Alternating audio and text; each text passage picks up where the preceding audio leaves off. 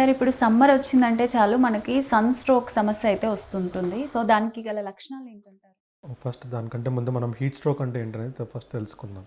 So, ఇది ఎప్పుడైనా మనము ఎక్కువసేపు సన్‌లైట్‌లో గనుక ఉన్నట్టయితే గనక ఆహ్, ప్రాపర్ హైడ్రేషన్ తీసుకున్నట్టయితే గనక హీట్ స్ట్రోక్ అనేది గురవుతాం.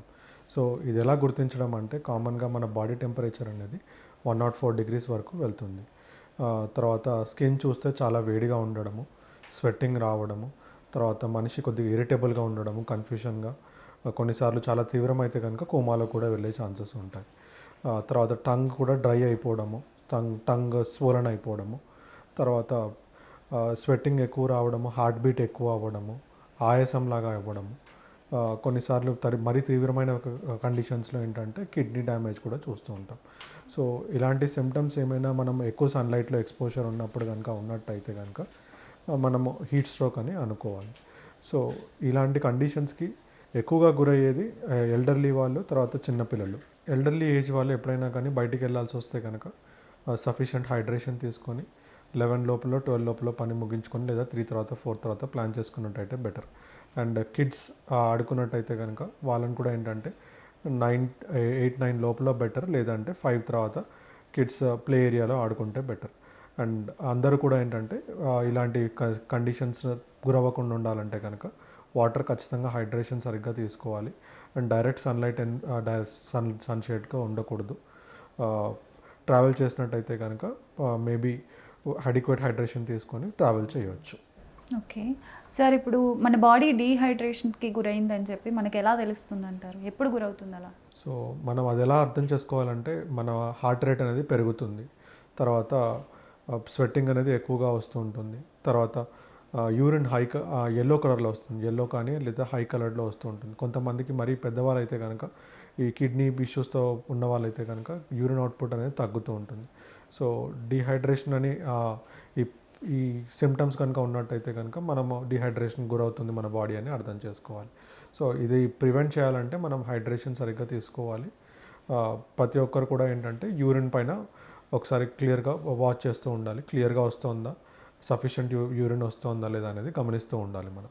సార్ ఇప్పుడు సన్ స్ట్రోక్‌కి సంబంధించి ఎండ మాత్రమే కాకుండా ఇంకెలాంటి ప్రధాన కారణాలు ఉంటాయంటారు? కొంతమంది ఎక్సర్సైజే కానీ లేదంటే జిమ్ యాక్టివిటీ చేసేవాళ్ళు హీట్ ఎన్విరాన్మెంట్లో చేసినట్టయితే వాళ్ళు కూడా హీట్ ఎగ్జాషన్కి గురయ్యే ఛాన్సెస్ ఉంటాయి. అండ్ వాళ్ళు చేసే ఈ ఎక్సర్సైజ్ ఏదైతే ఉందో ఖచ్చితంగా ఎవరైనా సూపర్విజన్లో చేయాలి. లేదా కూల్ ఎన్విరాన్మెంట్స్లో చేసినట్టయితే ఇలా డీహైడ్రేషనే కానీ ఎగ్జాషన్ హీట్ స్ట్రోక్కి కానీ గురవ్వకుండా ఉంటారు. అడిక్వేట్ హైడ్రేషన్, లిక్విడ్ ఇంటేక్ కూడా సరిగ్గా తీసుకోవాలి. ఏదైనా కానీ వాటరే కానీ బటర్ మిల్కే కానీ పర్వాలేదు. లిక్విడ్ అంటే కూడా మళ్ళీ కూల్ డ్రింక్సే కానీ అలాంటివి అవాయిడ్ చేయడం better, especially in summer. Dehydration సమస్యతో కాకుండా ఇంకెలా గుర్తిస్తారు ఈ సన్ స్ట్రోక్‌ని? అంటే ఎలాంటి పరీక్షలు చేస్తారు?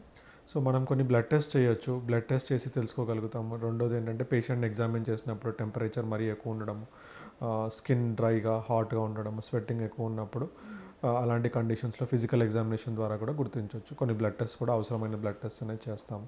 అండ్ ఇలాంటి కండిషన్ మరీ తీవ్రమైతే కనుక కిడ్నీ డ్యామేజ్ వరకు కూడా వెళ్ళే ఛాన్సెస్ ఉంటాయి. అది కూడా మనం చెక్ చేస్తాం మనం. ఓకే. సన్ స్ట్రోక్‌కి సంబంధించి చికిత్స అనేది ఇంటి దగ్గరే చేసుకోవచ్చా? లేదంటే కంపల్సరీగా హాస్పిటల్‌కి వెళ్ళాలా? సో, ఈ పేషెంట్ ఒక కండిషన్ని బట్టి మనము ఆలోచించాల్సిన విషయం ఇది.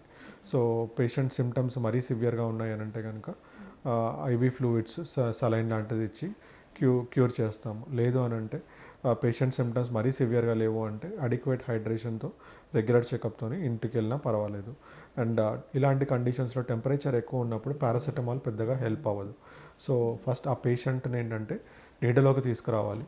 నీడలోకి తీసుకొచ్చి తర్వాత ఓరల్‌గా తీసుకున్నట్టయితే కనుక లిక్విడ్స్ ఇవ్వచ్చు, లేదా ఒక కూల్ షవర్ లాంటిది కూల్ టబ్‌లో వేసినా పర్వాలేదు. ఇంకా కుదిరితే ఇవి ఫస్ట్ చేయొచ్చు, తర్వాత హాస్పిటల్‌కి తీసుకురావచ్చు పేషెంట్‌ని. ఓకే. సివియర్ సింప్టమ్స్ అంటే ఏంటి సార్ సన్ స్ట్రోక్‌కి సంబంధించి? ఇప్పుడు పేషెంట్ మతిస్థిమితం కోల్పోవడము, లేదా రెస్పాన్స్ లేకపోవడము, ఎక్సెసివ్‌గా స్వెట్టింగ్ రావడము, ఫస్ట్ ఎయిడ్ సిమ్టమ్స్ చేసినా కానీ పెద్దగా కోలుకోకపోవడం ఉన్నప్పుడు ఇమీడియట్‌గా పేషెంట్‌ని ఎమర్జెన్సీ కేర్‌కి తీసుకురావాలి.